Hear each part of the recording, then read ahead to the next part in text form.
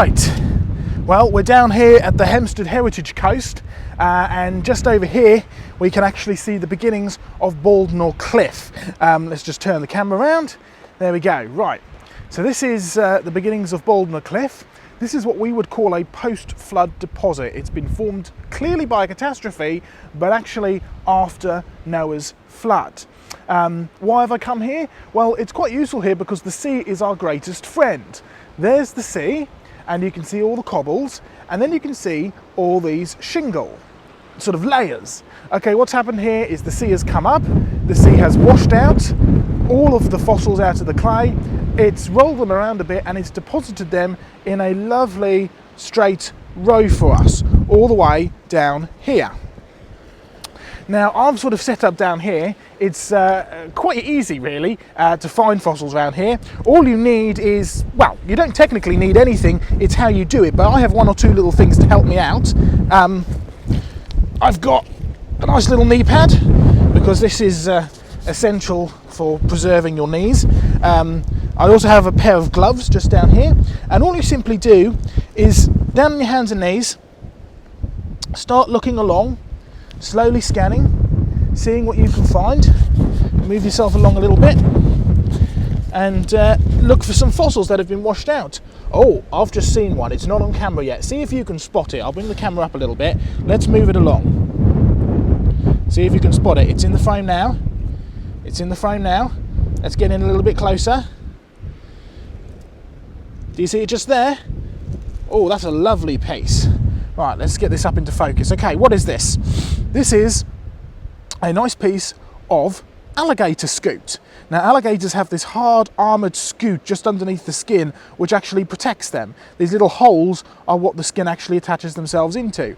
You can see some of the bone structure in there. That's quite nice. There's the flat side, which would be facing down inside of the alligator. And you've got this wonderful fossil alligator scute.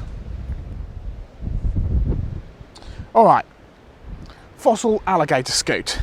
Think about it for a moment. Alligators, well, it's remarkably warm here for January, but it's still pretty cold, you know. I wouldn't want to take my jumper off, and I am sort of wishing I'd brought a coat, because it was quite sunny when I started out. It's not quite as sunny now. There's still, though, no way that crocodiles and alligators could actually survive here today. What does that tell you about the climate of the past? Well, what it tells you is that when Bouldnor Cliff was being laid down, was being deposited, when these creatures were living here, the climate was a lot warmer than it was today. And these aren't just the only fossils. If I bring you back over here for a second, I've been collecting fossils for about sort of 20 minutes or so now, and we've got quite a decent handful all ready. Let's just pull some out of my bag here. Turn the camera around. There we go. A nice handful of different things here. Turtle shells, some nice shells as well that have been pyrotised, some crocodile bits, a bit of leg bone, lots and lots of different fossils from lots and lots of tropical creatures. Tropical creatures means warm. You see, when you look at Earth's climate, one thing that you see for certain is that it used to be warm, and now it's gotten cool, and now it's warming back up again. You see that on a short-term cycle, like a few hundred-year cycle, and you see it on a long-term cycle, just like these fossils here. I mean, when these cliffs were being laid down, when these creatures were living here, it was very tropical. You had alligators, crocodiles, turtles, you had all sorts of different creatures like this, tropical creatures and subtropical creatures, all living together here in this area. Then a big catastrophe, probably something to do with the Ice Age, actually pushed all of this material, dumped it on top of these creatures, and fossilised it. So you've got rapid catastrophic burial for sure, but you've got a warm climate before, and then a great cooling, the Ice Age. And then it warms back up again, and then it cools back down again. And then it warms back up again, and then it cools back down, because you can trace this all throughout history. I mean, start here at the present day and work backwards, right?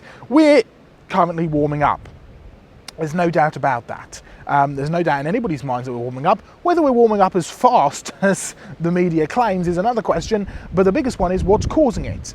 Well, let's have a look at history. Is there a natural cycle that we can see? Yes, there is. It's warming up now, but just 200 years ago, we were in the middle of a little ice age, and it was much, much cooler. But skip forward a few more hundred years, or skip back rather a few more hundred years, and you end up with the medieval warm period, a global occurrence where you have a much, much warmer climate. Go back a little bit further and you have cold when just before the Vikings came, you had a Roman warm period, and further and further and further back, and then at some point here at Hempstead it was a tropical condition. We know that. Why?